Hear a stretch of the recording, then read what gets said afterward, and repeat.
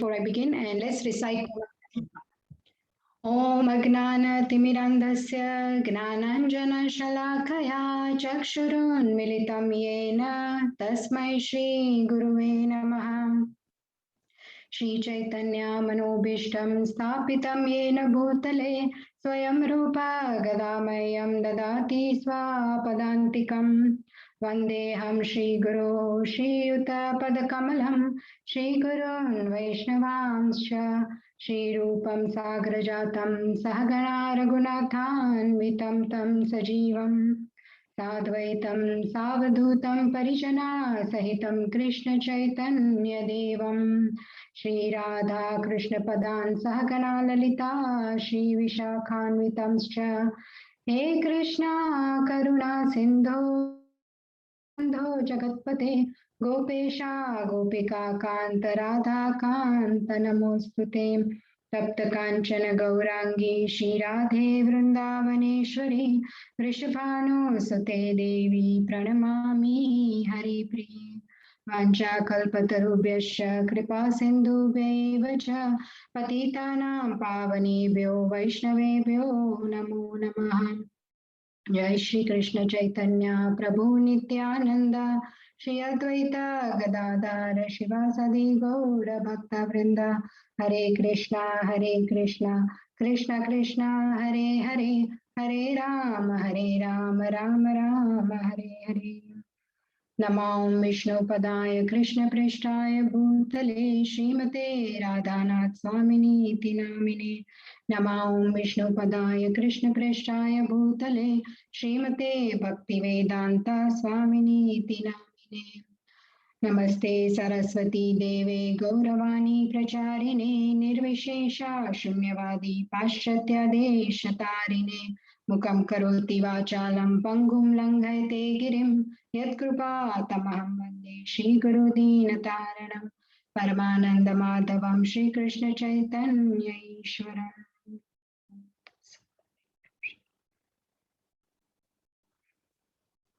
Hare Krishna, dear devotees. Today's verse is verse number 33. I'll recite the verse. Sadrisham cheshtate swasyaha prakrutirgnanavanapi prakrutim yanti bhutani nigraha kim karishyati. Synonyms. Sadrisham, accordingly, cheshtate, tries, swasyaha, by his own, prakrute, modes of nature, gnanavan, learned, api, although, prakrutim, nature, yanti, undergo, bhutani, all living entities, nigraha, repression, kim, what, karishyati, can do. Translation and purport by Srila Prabhupada ki jai. Translation. Even a man of knowledge acts according to his own nature, for everyone follows the nature he has acquired from the three modes. What can repression accomplish? And purport, anyone would like to read? Shall I read? Shall I? Yes, okay. Mataji, who was first? Was it Kusum? Let Joli Mataji read. No. I read yesterday. Don't worry. Go ahead. Go ahead. Hare Krishna. Oh. Hare Krishna. Unless one is situated on the transcendental platform of Krishna consciousness, he cannot get free from the influence of the modes of material nature, as it is confirmed by the Lord in the 7th chapter, 7.14. Therefore, even for the most highly educated person in the mundane plane, it is impossible to get out of the entanglement of Maya simply by theoretical knowledge or by separating the soul from the body. There are many so-called spiritualists who outwardly pose as advanced in the science, but inwardly or privately are completely under particular modes of nature, which they are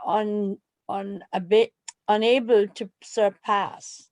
Academically, one may be very learned, but because of his long association with material nature, he is in bondage. Krishna consciousness helps one to get out of the material entanglement, even though one may be engaged in his prescribed duties in terms of material existence. Therefore, without being fully in Krishna consciousness, one should not give up his occupational duties. No one should suddenly give up his prescribed duties and become a so-called yogi or transcendentalist artificially. It is better to be situated in one's position and to try to attain Krishna consciousness under superior training. Thus, one may be freed from the clutches of Krishna's Maya. Hare Krishna. Hare Krishna. Thank you so much, Jolly Mataji, for reading the beautiful purport by Srila Prabhupada. So this verse is extremely significant verse, both in the specific case of Arjuna and for the generic application to all of us. So what I wanted to do is for getting all of you involved in the discussion, I thought I will ask a question as we go along and we can just take participation. It's fine, whatever is your understanding, if you can please share. So verse 17 to 35 describes Nishkam Karma Yoga. That is done to set the right example. And we have seen very, very highly amazing examples of that, Janak Maharaj and Krishna himself. And thereafter, the next section, the last two verses, 30 to 32, explains working for Krishna and the results of following and not following his orders as per the Vedas. And 33 to 35 is one section which talks about working according to one's nature. And this particular verse 33 talks mainly about deep-rooted conditioned nature. So many times we use this term nature. So I wanted to ask, what is the meaning of our nature? Because in this verse, there are two things very significant.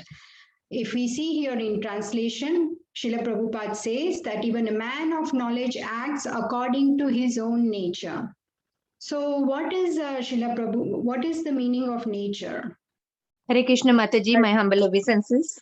Hare Krishna. Yes, Rupa Mataji, Hare Krishna. It means nature means three modes of material nature, so goodness, passion, and ignorance. And everybody is bound by the three and the combination of the three. Sometimes ignorance is prominent, sometimes goodness, or sometimes passion. And they're always fighting for supremacy. In one of the verses, it says like that. Yeah, so it's a mixture. Prabhupada says if you mix three times, so you can mix it and it can become many different. That's why we are all different characteristics. Yes. Because it's of the mixture of material nature, and sometimes, and then we have a prominent nature as well. We can understand, where we fall prominently. The three. So that's my understanding. Hare Krishna. Very good understanding, Rupa Mataji, and thank you for your very nice detailed answer. Yes, absolutely. As Rupa Mataji said, nature means also Prakriti, and Prakriti means three modes of material nature. Now, we all have our own nature, which is called a psychophysical nature, according to our soul is bound in this body. And whatever our position is, it is actually being impelled by the three modes of material nature, and that is our personality. It is acquired by these three modes. So whether we like it or not, the way we act, we speak, we respond to certain activities, it is all according to the personality we acquired due to our past conditionings and our karma and the modes that are governing us, which are goodness, passion, and ignorance. And these three modes are obviously explained very, very much in detail in chapter 14. But at the moment, we know that this nature is governed by three modes, and that is our personality. That's what Srila Prabhupada is referring to here. So this nature also refers to the varnas that we are in. There are four varnas, as everyone knows. Anyone would like to tell me the varnas? You learned so many times, four varnas. Hare Krishna. Hare Krishna.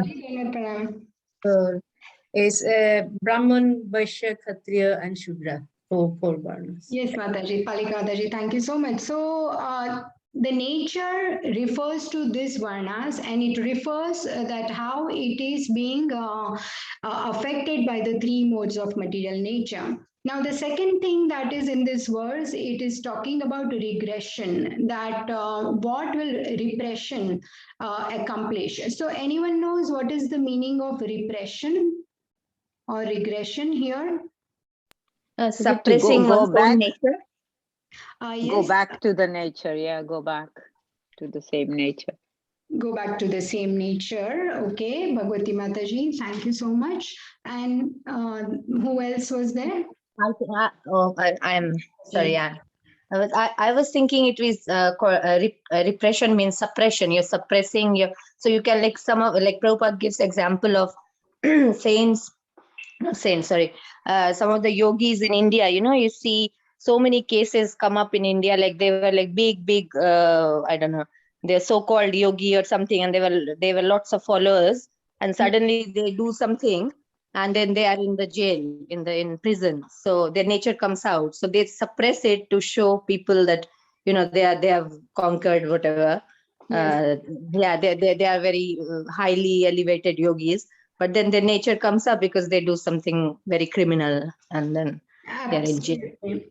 Yeah, thank you Okay. so much, Rupa Mataji and Bhagwati Mataji. Yes, both of you are correct. So the meaning of repression is the when we do some action of subduing or bringing under control by force. We are trying to bring something that a thought or action we want to do under control by force. It is done by force. It is not happening naturally, but we are doing it by force, and that is called repression. So going back to the translation, what is that even a man of knowledge acts according to his own nature, for everyone follows the nature he has acquired from the three modes. What can repression accomplish? Okay, even a man of knowledge, what does this mean? That this man has a knowledge, he has a gnan, that say just a mundane example, that he is told by the doctors that you should not eat too much sugar, you should not eat fried food, but just for chapala sukha, temporary enjoyment, even if he is in knowledge that he should not eat that, it is not good for his health, he still eats. He's still going to eat, and he knows it is just until he's eating that chapala sukha temporary enjoyment is there.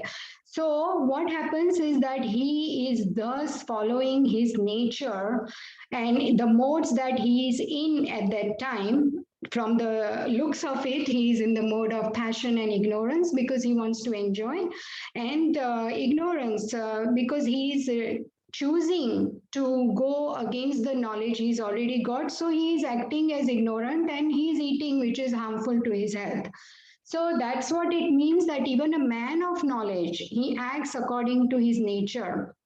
Some things are not good, but he still does it because he is so impelled by the nature, he can't stop it. That is what the meaning is here. Now, in the context of Arjuna here, we will see, first of all, also what I wanted to say is that while we are acting according to our nature of either Brahman, Kshatriya, Vaishya, or Shudra, at that time we have to learn to regulate ourselves. We have to see the activities we do. Are we doing those activities out of lust, anger, and greed? Or am I doing that duty or that activity in the mood of selfless mood of contribution and service? So the lower drives, such as lust, anger, and greed, in that example of sweet items, that is coming out of greed. He wants to eat. It makes us act in a self-centered ways, and sometimes there are many other crude examples where other people hurt others. Because of these anarthas of lust, anger, and greed, and they are in a selfish pursuit of pleasure. So, say for example, if there is a warrior and he is lusty or greedy, he can use all his martial power or skills to cause a great havoc in the society. But if this warrior is pure, he will use all that for the protection of service, and that is what is primarily required. So here, what we are trying to say here is that, okay, you are acting out of your nature doesn't mean, this verse does not say that go and do sense gratification. No, it says channelize and regulate your desires and the activities that you are doing as per your modes. You need to channelize them and you need to regulate them, do it with discipline. So when we strive for purification, not by suppressing our nature, but by channeling our nature. So we channel our basic nature. Say, another example is somebody might be a teacher, they might be intellectual, somebody might be administrative, someone might be very good at managerial jobs. Someone might be very good at being a worker, a gardener. So it is good, it is fine. Do this duty in the mode of doing it in the right way and with detachment. So basically, it comes down to Nishkam Karma Yoga anyway, that and do it with this knowledge and sprinkle some detachment on it as an offering to Krishna. This is a practice. So it is not about a bhakti yogi yet. This person is in practice to bhakti yoga.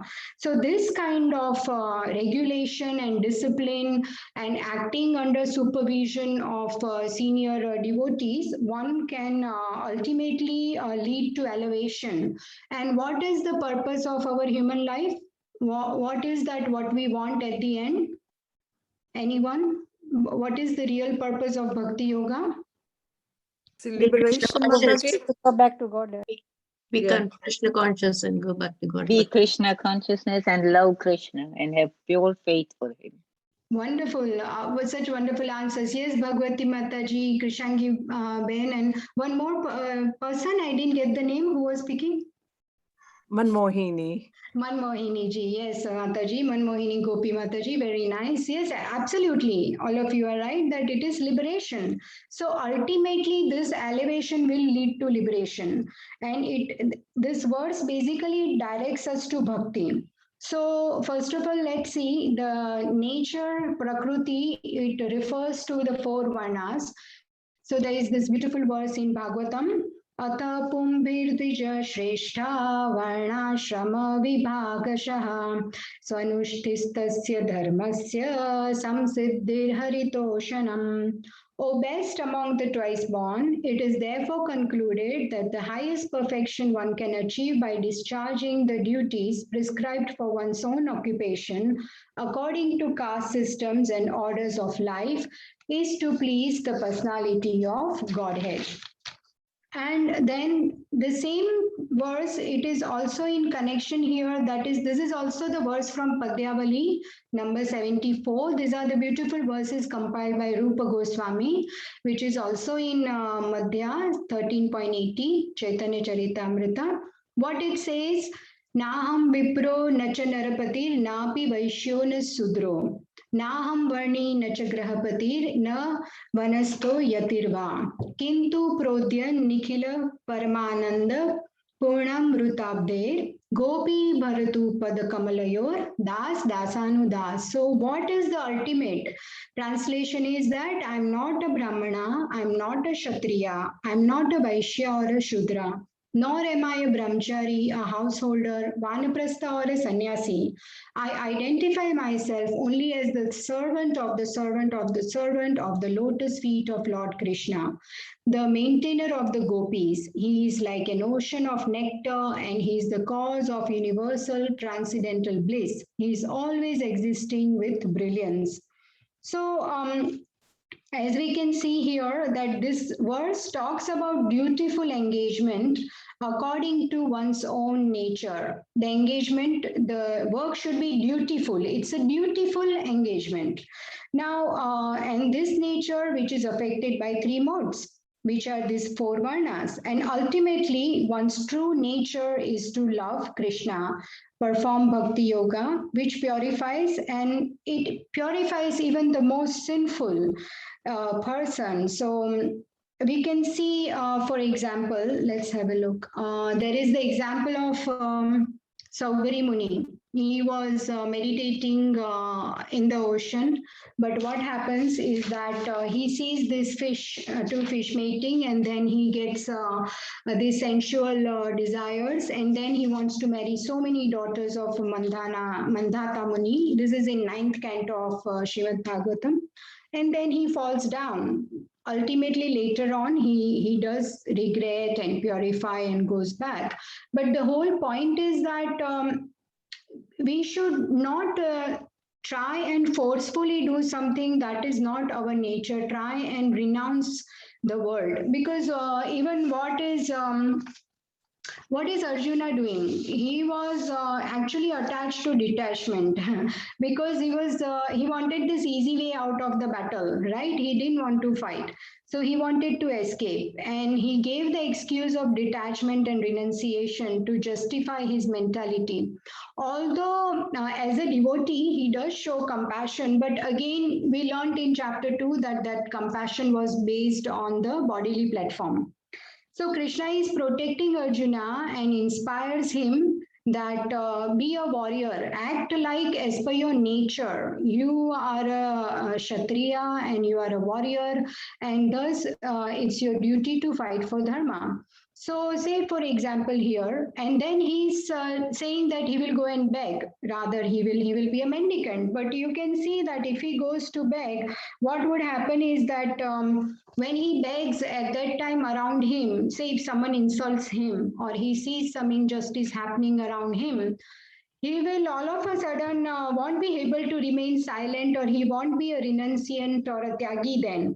His real nature will come out, and he will not tolerate injustice, and he would fight wherever he is. So what Krishna says is that he is taking the battlefield out of him.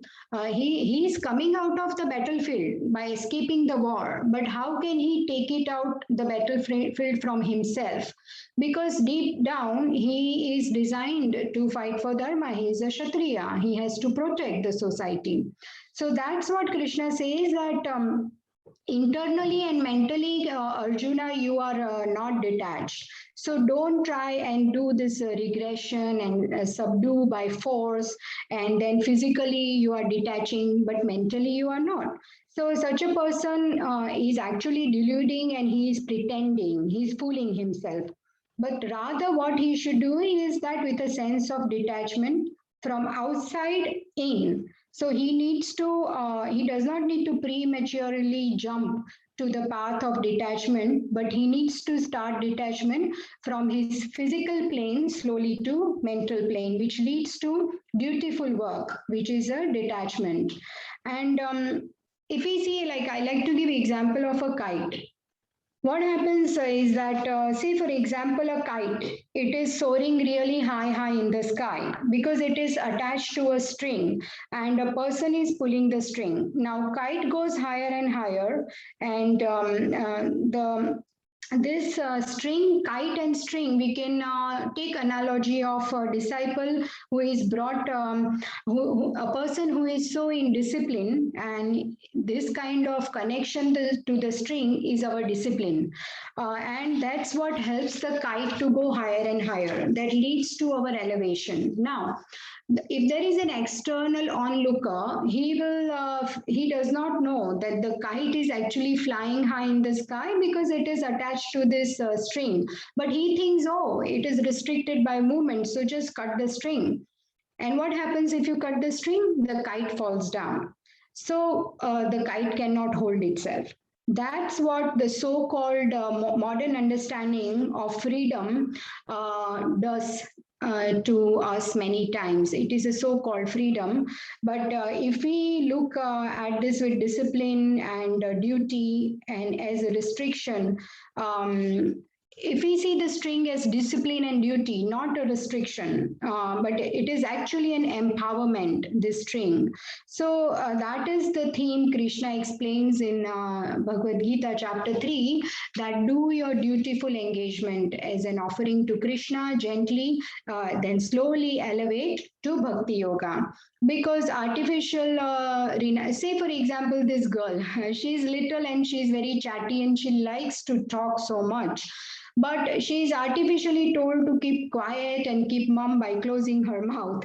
So how long can you keep her like this? She is going to talk at some point anyway. And so this kind of inaction and artificial forcing and being a tyagi and renunciate it does not work. Arjuna, you are Kshatriya, so you have to act according to your nature as per this verse explains. And also sometimes out of the fear of reaction to any action, someone would not do the work. They might say, oh, if I cut vegetables, I'll cut my fingers, so there is a chance I'll hurt myself, so I will not cut vegetables. Now you can't do that. It's your duty. You're a housewife, you're cooking, you're cutting vegetables, do it with care. So your duty has to be done. That's what this translation mainly means, that even a man of knowledge acts according to his own nature. For everyone follows the nature he has acquired from three modes. What can repression accomplish? So artificially keeping silent or not doing the duty and calling it a tyaga and renunciation is completely artificial. It is not correct. And then this verse also explains, Srila Prabhupada has mentioned the verse 7.14, that unless one is liberated at transcendental stage of Krishna consciousness, he cannot be free from acting on three modes of material nature. Yes, only the person who is completely at that level, that is completely liberated, only he is not bound by the ropes of this. We can see here this goodness, passion, and ignorance.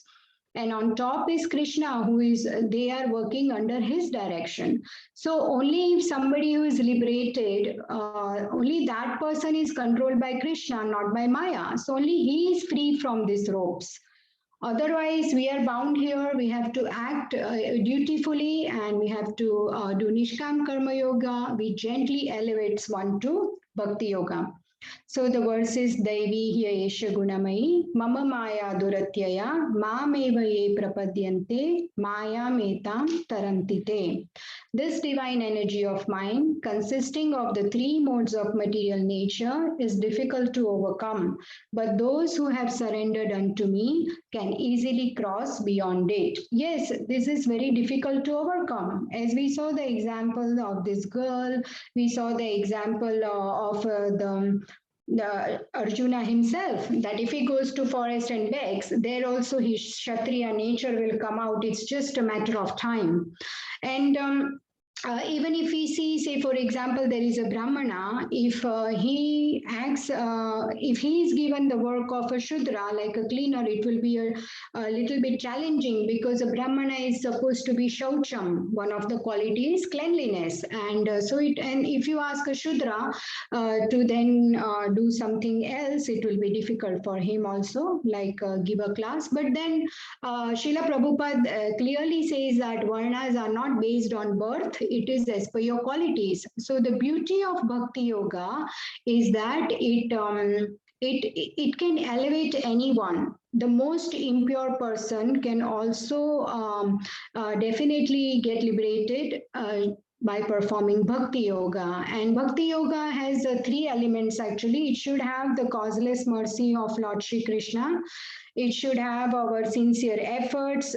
We need, as Srila Prabhupada says in the purport, we need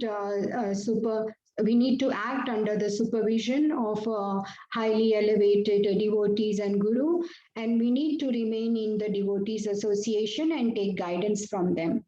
So anyone would like to read this purport of 7.14? It's very beautiful understanding in itself.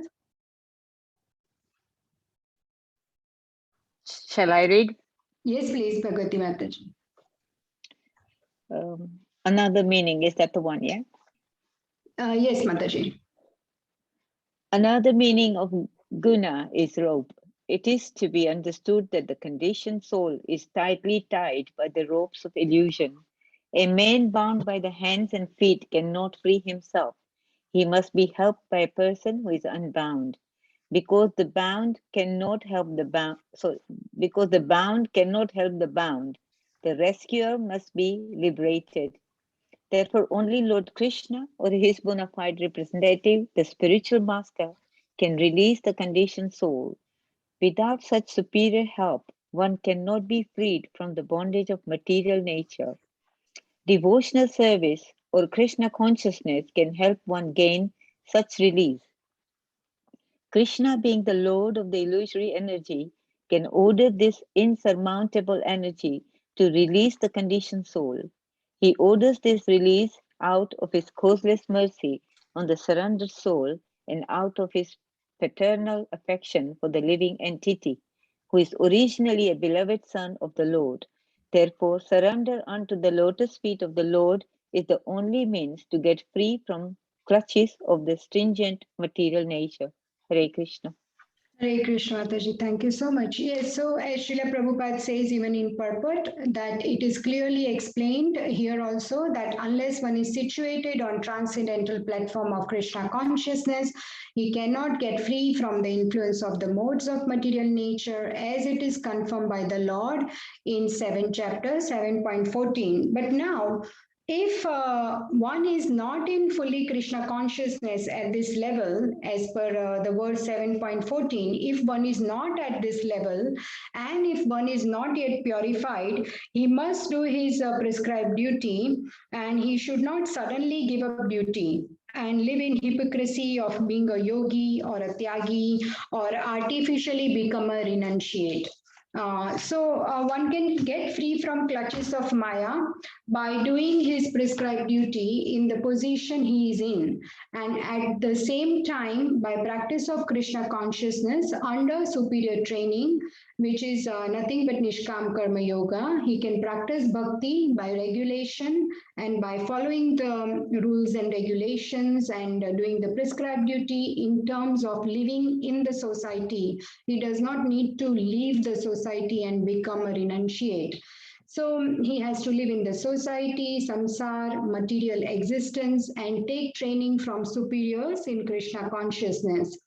And he did not give up his duty artificially, renounce the world, and also on our own endeavor, this is not possible to become Krishna consciousness. That is why it is very, very important to take devotees association, and with the causeless mercy of Krishna, the association of saintly devotees of Krishna, we can get delivered. And even Bhakti Yoga can deliver. There is so much hope. It can deliver even the most sinful person. And we have examples of Jagai Madai.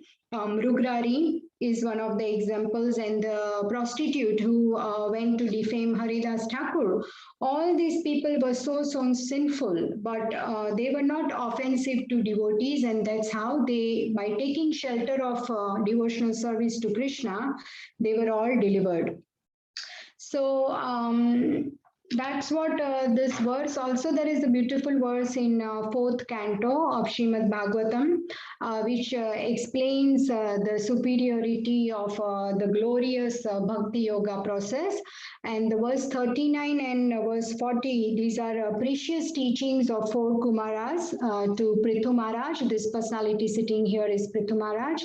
And he very, very, with a lot of so much honor and respect, he gives them and hears the teachings from these 4 Kumaras, the sons of Brahma.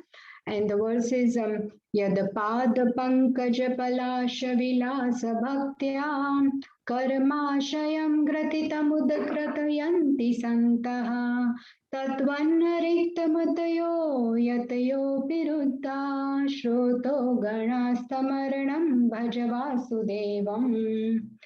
The translation is, the devotees who are always engaged in the service of the toes of the lotus feet of the Lord can very easily overcome hard-knotted desires for fruitive activities, because this is very difficult. The non-devotees, the gnanis and yogis, although trying to stop the waves of sense gratification, they cannot do so.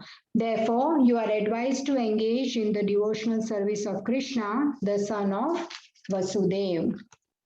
So here this verse, it establishes the superiority of Bhakti Yoga. If we offer devotional service to the lotus feet of Lord, then the aspiration for the sense gratification is uprooted. From its roots, it is uprooted.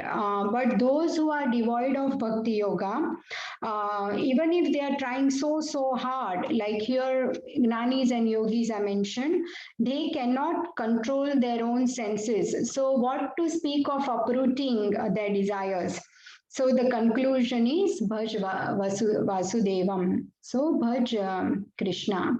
And verse 40, the translation is the ocean of nescience is very difficult to cross because it is infested with many dangerous sharks.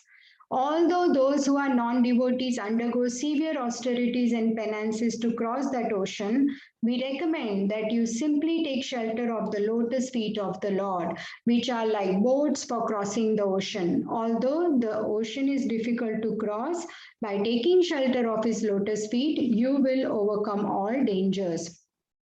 So here, four Kumaras are saying that to cross the ocean of material existence, it is filled with it's filled with sharks. And what are these sharks? They are the anarthas, our lust, anger, pride, ego, and the six senses. These are the big sharks. So how to come out of it? We don't even know swimming. So we need a very strong boat, a powerful boat that can rescue us, and a very proper captain in that boat. So the worship of Krishna's lotus feet, it acts like this boat. And also, what is this boat? It is very mystical. How? Because it reduces the size of the ocean to a size of a hoof print of a calf.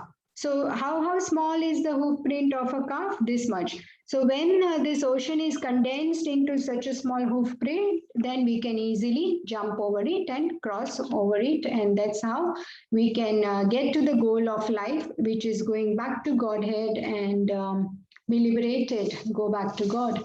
So this is how I just wanted to summarize this verse that one should not artificially try and become a renunciate and leave this world.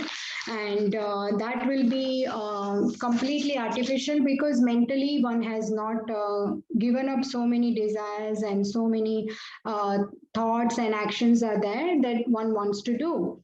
And every one of us has a psychophysical nature, which is governed by the three modes of material nature, which impels us to act in certain way. So what to do? So what we can do is that do these duties, all of them, it's dutiful engagement. Engage but dutifully with the knowledge of soul and Vasudev, what is our position. And we saw in this beautiful verse here that our position is nothing but servant of the lotus feet of Lord Krishna. So if we act in that way and continue doing our duty, and that way we can get elevated with association of devotees, we can act under the supervision of the devotees of the Lord, and with the causeless mercy of Lord, one day we can definitely be elevated to liberation. So, and there is this beautiful, I was hearing a class of His Holiness Radhanath Swami Maharaj. This was in 2015.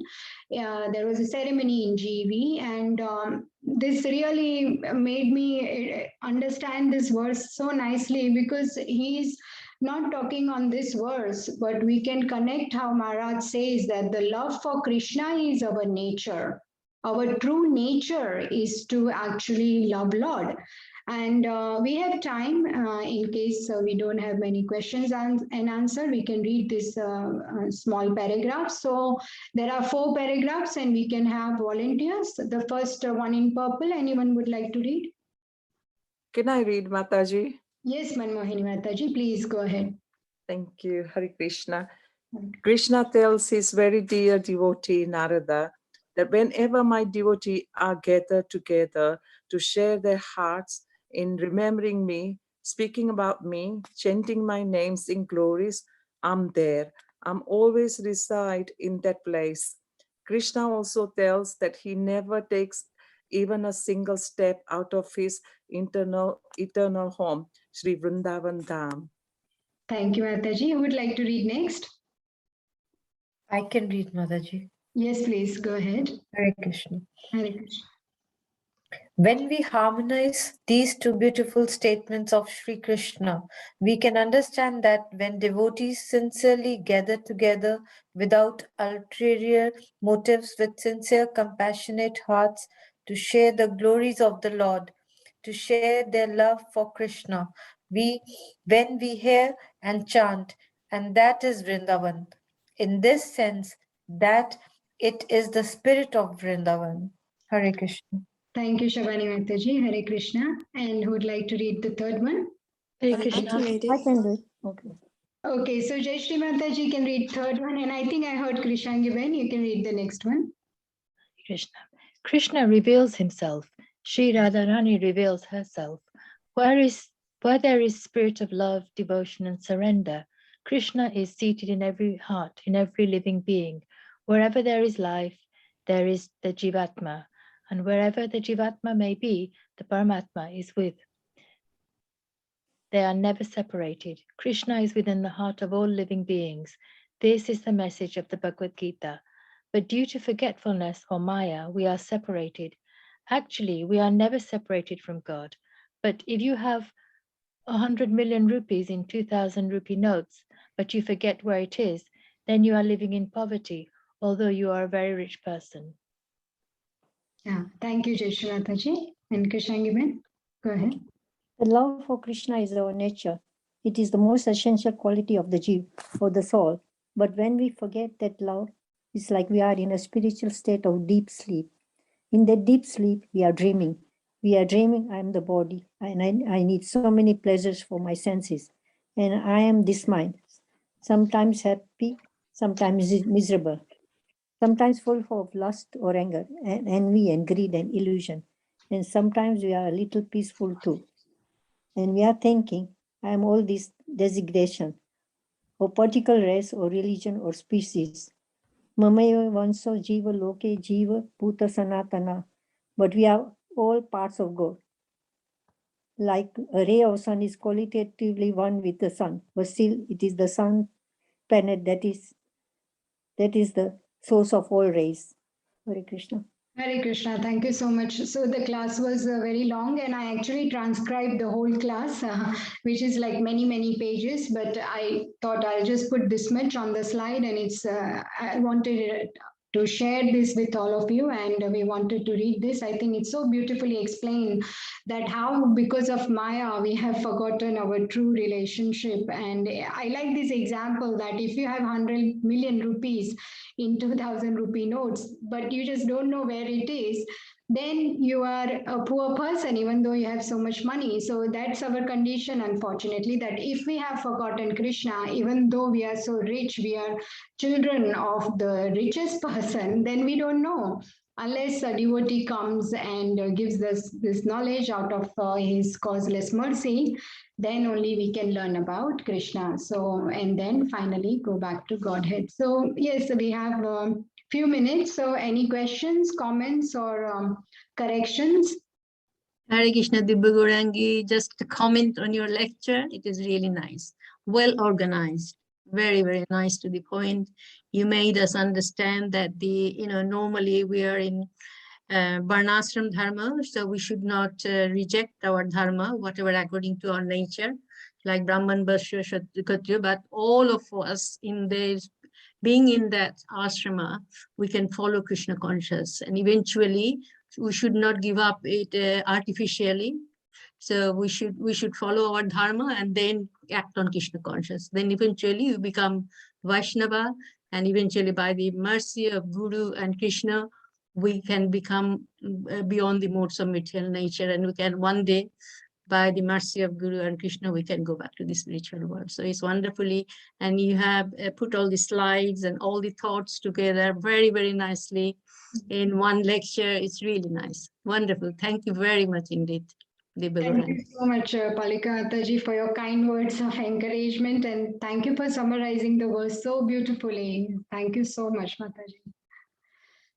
Well done. Thank you.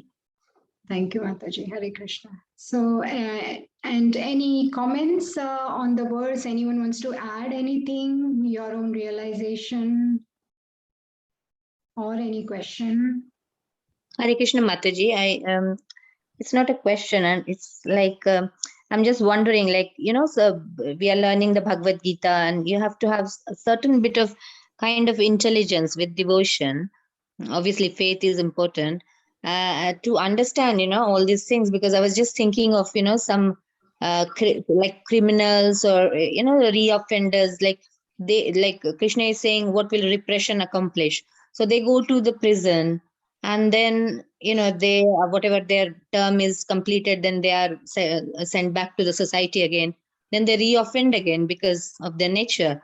So all this this kind of teaching will be so much beneficial for somebody, I mean the prisoners, if they are given this knowledge, the prison warden. I was just thinking, like, people are everywhere in the world, people are acting according to their nature without knowing all this, so much of knowledge. Krishna has given so much of knowledge, and it's out of love. But it's such a miserable world nowadays. It's just nobody is following any duty. The fathers are just leaving the mothers, and the mothers are single mothers, and it's just haywire. You see problems all over the world in societies, just because this knowledge is not there.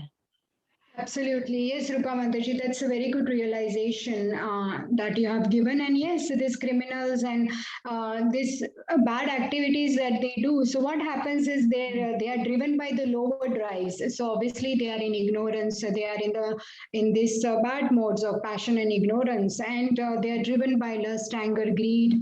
And that's how they have become self-centered, and there is a complete lack of knowledge. So that's why all the wonderful devotees who are doing book distribution, it reaches, I've heard that so many even Bhagavatam sets are put in jails and prison houses. And so eventually this knowledge will reach to them with the mercy of the Lord and the wonderful efforts of all the devotees. So they will be the very fortunate souls if they come in contact with this knowledge. Then they can understand what they are doing. Their activities are driven by wrong things. Instead, if they can just channelize those activities in the right way, do the dutiful engagement. It's all about dutiful engagement, not telling them go to the forest and stop being a criminal, but I'm sure there are other things that they can do. They have skills and many things, and they just need the right guidance. As this verse completely says, Srila Prabhupada says that it has to be done under the, where is that, under the, superior's training. So that's all is, that's why devotees are so kind. Many times we have heard and read in Bhagavad Gita, where Krishna says that don't approach these people who are not interested or who might offend this Vedas. But devotees are kind that they take the risk and then they go and spread this Krishna consciousness. So these souls can come closer to Krishna. But yes, very nice realization, Rupa Mataji, that's why we need to do more and more, spread the preach. Everyone has the duty to preach. Srila Prabhupada says everyone can preach Krishna consciousness. We just have to repeat. Thank Yes, you very of course. much, Mataji, for the wonderful class. Very, very nice class. Thank you so much. Hare Krishna. Hare Krishna. Thank you so much for the That's why encouragement. we have so many preacher in the prison nowadays. We distribute Bhagavad Gita in the prison, and Jolly Mataji also, she does a lot in the where the funeral director, she contacts a funeral director. The temple have so many Bhagavad Gita donation. We sort of distribute to those places, so that people Bhagavad Gita can go in those prisoners. Some prisoners are becoming, Krishna conscious through this distribution. So which is such a wonderful, this is the best activity from ISKCON, Absolutely, absolutely, Mataji. Yes, both amazing realizations and so much to learn from this. That is why this Sankirtana movement that has been introduced to us by, this wonderful Krishna consciousness movement, and Chaitanya Mahaprabhu himself, God comes to teach this. So what else more we need than this to go ahead and, just go ahead and do this service. So yes, Jolly Mataji, thank you so much, as Mataji said, for your wonderful service. And thank you everyone for your participation and coming to these classes. So thank you so much. And we will end. Thank you very much. Thank you, Mataji. Thank you for a very nice Thank class. you Thank for you. a Thank you, nice class. Mataji. Hare Krishna Krishna. Mataji. Thank you, Wonderful Mataji. class. Thank you. Krishna. Hare Hare Krishna. Krishna, Hare everyone. Hare Krishna. Thank you, Mataji. And Hare Krishna, everybody. Hare Krishna. Thank you, Mataji. Prabhupada. Thank you. Thank you very much. Hare Hare Krishna. Hare Krishna.